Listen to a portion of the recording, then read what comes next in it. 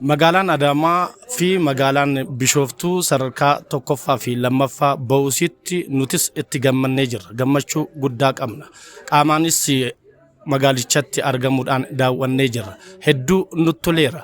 Magaalonni lamaan Oromiyaa tunniin sadarkaa tokkoffaa fi lammaffaa ba'uun isaanii gammachuu guddaa irraa qabna. Muuxannoo isaan irraa argannes guddaa qabna.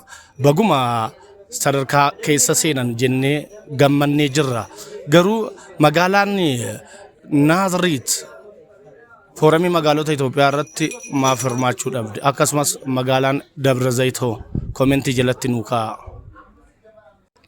Magaalaan Naaziriit magaalaa Adaamaa irraa kiiloomeetira meeqa fagaattee argamti? Isas jalatti nu barreessa. Akkasumas ammoo magaalaan Dabra Zayit magaalaa Bishooftuu irraa kiiloomeetira meeqa akka fagaattee argamtus komentii jalatti nu barreessuu hin dagatinaa. Ulfaadhaa.